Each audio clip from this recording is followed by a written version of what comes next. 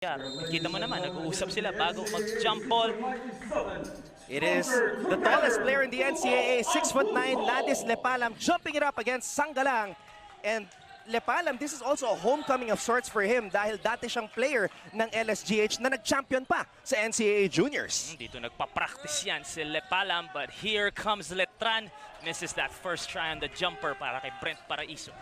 One of the new recruits para sa defending champions, Brent Paraiso, Coach Bonnie Tan wanting to get him going right away. And there's something I noticed kagad kay Brent siya kay Renz. Mukhang pinakalbo ang mga rookie ng Letran. New look eh. And Fran Yu comes up with the interception off of that Gozum pass intended for Collar. Mr. Fantastic zumizigzag sa loob. Binaba ang bola. Sanggalang linabas dito kay Paraiso. Look at the ball movement of the Knights. Yu, binangga, Mina, 3-and-D player, too strong. Bola pa rin, nasa Letran pero naagaw ng Benilde. You gotta commend the defense of the Blazers, forcing Letran to 2 outside jumpers sa unang dalawang possession nila.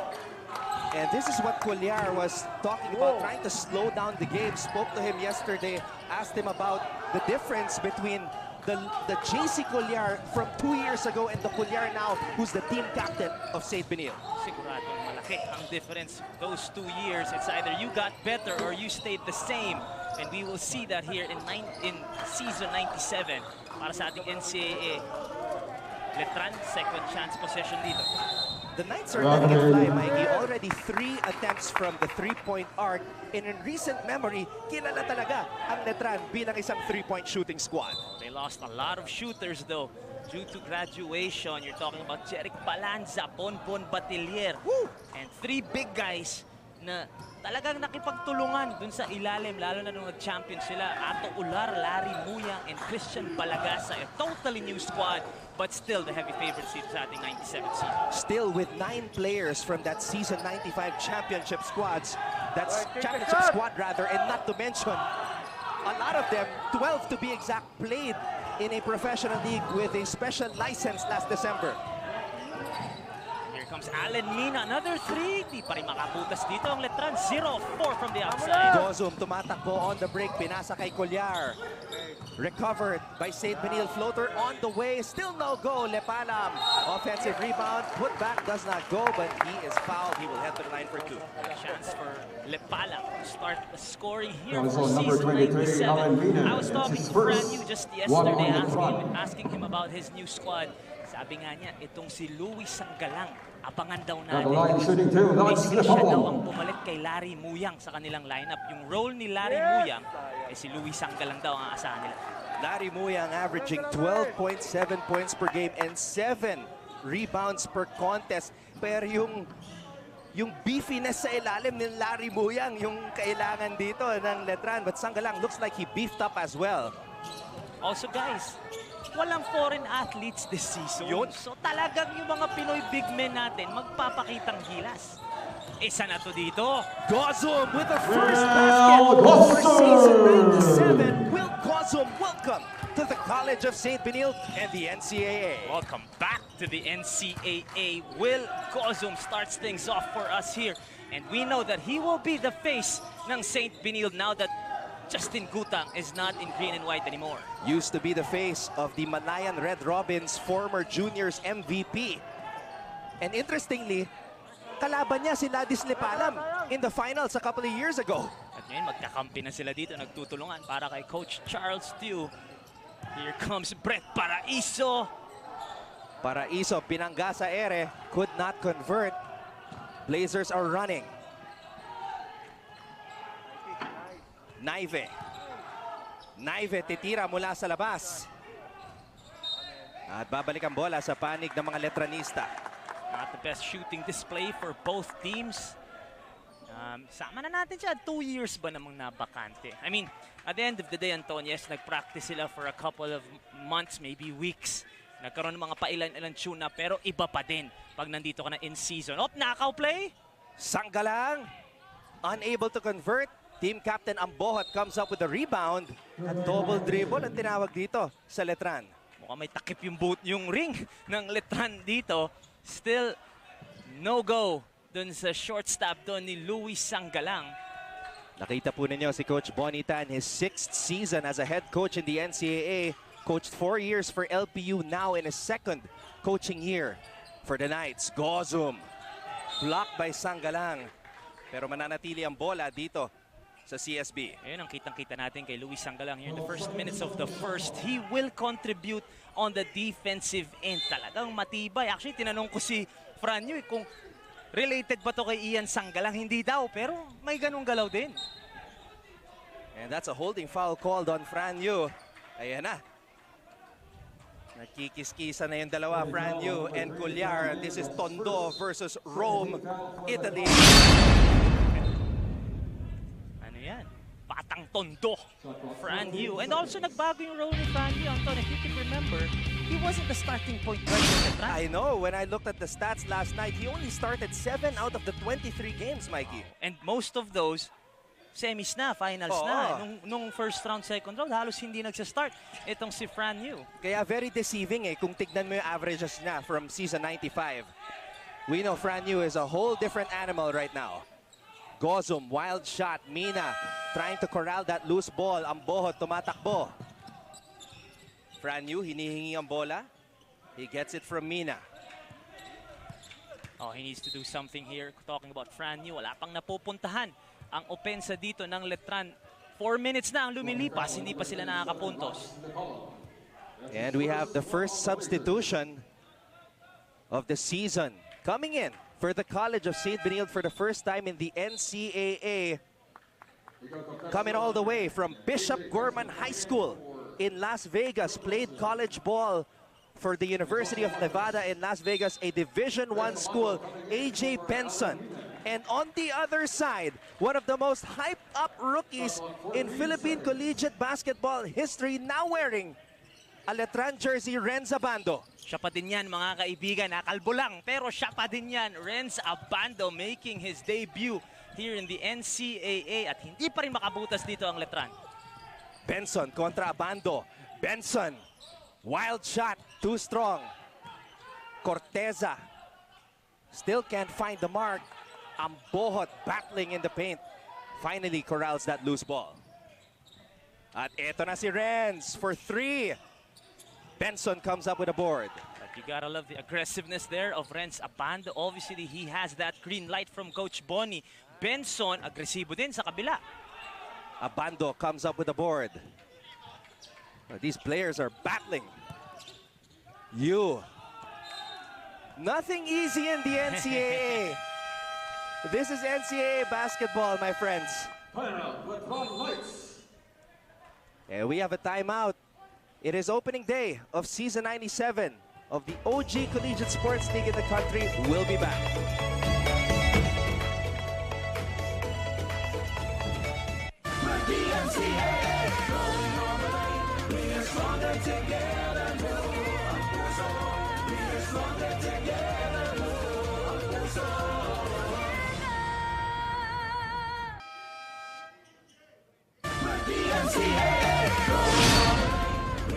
We are live from the St. Benilde Gym here in the Salle Green Hills. Our coverage live on GTV and all over the world via GMA Pinoy TV with live streaming on gmanetwork.com. This is season 97 of the NCAA.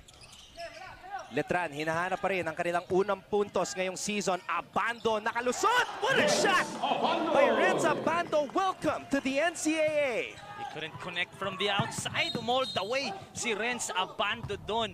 And what a reverse layup there for Renz Abando. Finding the place on the defense. That was a deep reverse layup if I ever saw one. Renz Abando with a half spin, splitting the D. And scoring with the under-goal stab. Si Coach Hammer ang partner mo, bumbilya shot yun, Anton. Nagpalit lang ng bumbilya. Mamaya makasama po ninyo si Coach Hammer, Martin Antonio, and of course, Martin Javier warming up for the second game today. San Beda versus LPU at 7:05 p.m. Ang Bohot, wild shot. Carlos comes up with a board. Prince Carlos, binigay kay Benson. Benson for 3. Wala pa rin. Carlos tracks down the loose ball. Lepalam thought about the 3. Sanggalang steals the ball away. Mark Sanggalang, umarangkada. Sanggalang, too strong. Okay, medyo meron talagang first game jitters. Kala natin mawawala in the first few minutes of the game. Pero with 4:22 remaining, we're still at 2 apiece. Look at this. This should have been an easy layup para kay Luis Sanggalang. Could have been his first bucket in the NCAA. Malakas yung layup niya doon. Gigil pa kasi yung mga players. You know, we're seated close to the Letran bench, and one of the things I heard from Coach Bonitan's mouth was, relax. Gigil eh. 2 years nag-antay. Puro Zoom training eh. Napagod sa Zoom training yung mga bata. And here comes Olivario, one of the veteran point guards ng Letran. Olivario scooping it up. Pero nandun yung mga galaw eh. Oh, Hindi lang ma-shoot. It's like riding a bike. It's just sa finish eh. And maybe the court. You have experience here. You have experience here, Mikey. Actually, shinare ko sa story ko ngayon eh. Mahirap makashoot dito. You know, mayroon makashoot dito sa Salle-College Green Hills. So it'll take a lot of getting used to. But, you know, you can't make it an excuse. You can't have that. I'm sure they had practices here as teams before the game. We will see kung sino una maka-adjust. Guarino now in the game, also part of that last Letran championship squad. Power move by Javillonar. Napaatras doon si Gozum pero offensive foul daw, sabi ng ating referee. Paolo Javillonar, one of the guys na asahan din ng Letran with the exit of 3 bigs na talagang parte nung rotation nila nung sila ay nag-champion. Paolo Javillonar, Luis Sanggalang, and of course, Geo Ambohot, yun ang mga inaabangan. And Christian Farito, na lumipat from St. Benilde. Yup. Oh, grabe talaga yung mga kwento ng ating mga manlalaro dito sa NCAA. Benson runs into traffic. Dinabas ang bola. Carlos back to Benson. Benson for 3. Benson with his first basket in the NCAA. AJ Benson, inaasahan din yan, inaabangan. One of the more hyped rookies this season. But this guy right here, this guy ain't a rookie, bro. This guy ain't a rookie. But he's going for the Rookie of the Year award. Dito sa NCAA, if you're playing in the league for the first time, you are eligible to win that Rookie of the Year award. Larry Muyang, imagine that. He was once Rookie of the Year. Brother, Olwell Oraimi nga nag-Rookie of the Year. All right, let's go quickly now for the first report of Ann Gabriel para sa panig ng Letran. Ann? Coming to this season, napakataas na expectations ng NCAA sa ating Letran Knights at bukod nga na sila ang ating defending champions, powerhouse team pa ang kanilang nabuo coming to this season. Of course, with veterans such as Franyu at mga bagong addition sa team, Renz Abando, Bren Paraiso at marami pang iba. Pero syempre, aminado si Coach Bonita na may mga challenges, may mga pinagdaanan sila tulad na lamang ng recent pandemic at medyo hindi ganun kahaba nilang pagde-training. Ganun pa man, very positive si Coach na talagang lalaban at dedepensahan ng mga Letranista ang kanilang corona. Ika nga ng kanilang kapitan na si Geo Ampot, hindi namin basta-basta ibibigay ang championship sa iba. Such powerful words coming from our Captain Ball, di ba Anton, Mikey? You heard from our future lawyer working at Courtside, Ann Gabriel, representing the Letran Knights today. So many people right now watching on TV. Matthew Siaf, assistant coach yan, former assistant coach ng Salle Green Hills. Of course, yun ang juniors counterpart ng St. Benilde Blazers. Sidney Alizar is also watching na minamahal ni Brent Paraiso, making his debut here with the Letran Knights. Maraming salamat. Spread the word. Let everybody know that the NCAA is back. Coach Hammer, nag-comment na agad. Sabi niya, pati Sam Ekwe, nag-Rookie of the Year eh. Sam Ekwe, nag-rookie. Ganun dito sa NCAA. Kaya naman, laban-laban. Basta first-year player ka, may pag-asa kang mag-Rookie of the Year. So can you imagine Renz Abando and Brent Paraiso are both competing for that award? Oops! Sayang. Let's go quickly right now to Chantal Laude, who's reporting for Alma Mater CSB today. Chantal? Anton, Mikey, kung tutuusin, is going to be a big challenge for the Benilde Blazers considering they're going against the defending champions. Sabi nga kanina ng team captain na si JC Colliar, instead of feeling pressure, ginagawa nila itong source of strength and motivation. Napaganda nga lang sinabi niya na malaki ang respeto nila sa magagaling na players sa kabilang partido pero wala silang kinakatakutan. Galing ang pananaw na ito sa kanilang coach si Coach Charles Chu na sinabi you can only focus on what you can control. Kaya nangaabangan natin for this game kung kaya nga bang kontrolin ng Benilde ang kanilang game with a strong mindset and a smart game plan. Anton and Mikey? Alam mo, Chantal, I have no doubt in Coach Charles Chu that he can control his team. Na-control nga niya si Ronaldo Balkman, si Lamar Odom, si Andre Blatch. If he can control those guys, he can sure control this CSB squad. And we all know that he was the assistant, the first assistant to Coach T.Y. Tang, who had to leave and migrated na to Canada for personal reasons. So Charles Chu stepped up and brother, sobrang deserving naman na. It's high time that he has his own college team. And this is going to be a big challenge for him. Tried to lead St. Benilde to their first Final Four in 20 years. Nagulat ako nung sinabi mong 20 years na pala. 2002, season 78, the MVP that year was Sunday Salvacion. CSB made it to the finals but lost to San Sebastian. And guess who was the finals MVP of San Sebastian? Leo Nahorda. Leo Nahorda. Nakinover pa natin. Nakinover pa natin. Tsaka recently, naglalaro pa si Kuya Leo. Laro pa. Totoo. And we were talking about it before the coverage. And I was like, so yung last Final Four nila, si Sunday Salvacion, Ron Capati, Al Magpayo. But don't get me wrong, a lot of great talents have come through that St. Benilde program. Jonathan Gray, Carlo Lastimosa, diba? Sobrang dami. Paulo Urbeta, Lou Abad. Recently lang, Justin Gutang. So now, tingnan natin kung kakayanin nila makasingit sa Final Four finally. And the past 2 seasons, they finished at 5th. So they're on the brink of making it to the Final Four. And they believe that this can be their year, being that they are the host school of the 97th season of the NCAA. Here's Abando. Abando so smooth with that basketball. Nadepensahan siya doon. Paraiso from way out. Brent Paraiso short. Shovel pass, Havillonar, naghahanap ng kakampi, dinabas kay Olivario. 8 segundo, natitira sa shot clock. Olivario puts it up in there. Finish there para kay Tommy Olivario. Another vet for Letran producing here in the first.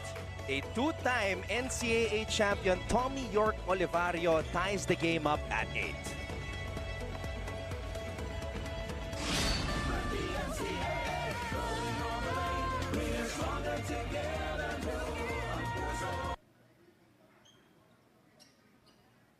Mikey, pag-usapan na natin ang ating bagong tournament format para sa NCAA Season 97. Well, number 1 guys, single round robin tayo. Alam ko sanay tayo sa double round, but this season lang, single round robin and 6 teams will advance. 2 teams sigurado nang papasok ng Final Four, that's 1 and 2.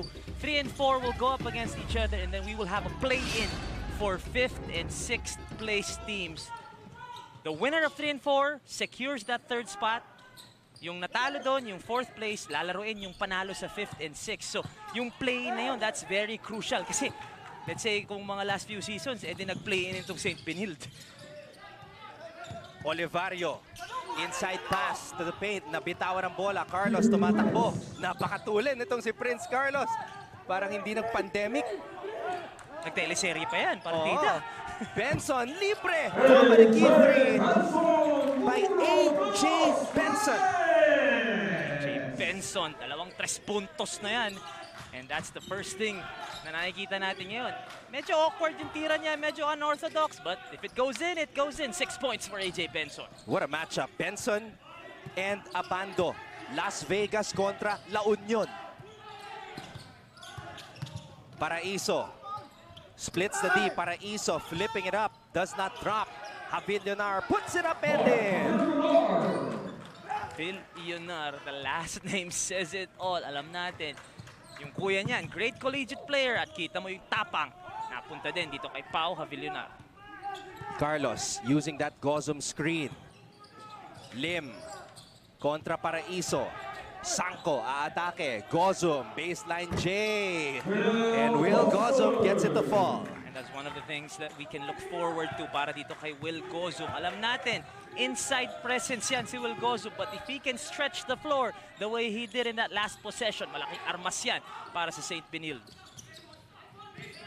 St. Benilde lamang pa rin, 13-10. Abando mula sa labas. Renz Abando, too strong. Lim comes up with a board.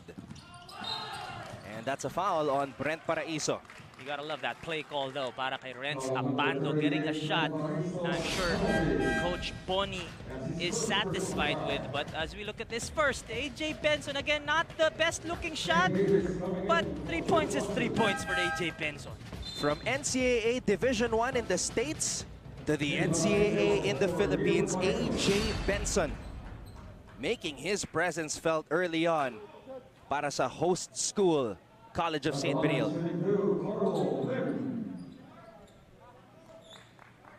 Carlo Lim now at the line for the College of St. Benilde.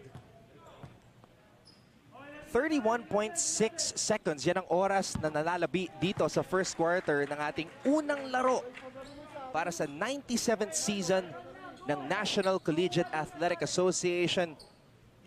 I can't believe I just said that. The NCAA is back, and I'm loving the atmosphere here. 2 years without the NCAA. Alam mo yung feeling na kailan kaya magsisimula ulit ang NCAA. Finally, we are here for our first game, and this first game is not disappointing. 15-10. Naka-bounce back na ang Letran. Nakuha na nila yung groove nila. Still a low-scoring affair, but still it's good to see na nakukuha nila yung rhythm nila. Paraiso. St. Benilde showing some full court pressure here. Paraiso. Binaba ang bola dito. Sanggalang. Sanggalang. Face-up jumper. Benson tracks down the loose ball. Benson regains his balance. Carlos for 3. Quick trigger. Lim. Fakes, fires, and will head back to the line for 2. It's the hustle para sa St. Benilde Blazers. They may miss the first try, the second try. A couple of white shirts are always underneath the rim and try and get extra possessions. Dito si Carlo Lim sa ilalim. 3 Letranista around him. Pero nakaharap ng paraan, kumuha ng foul.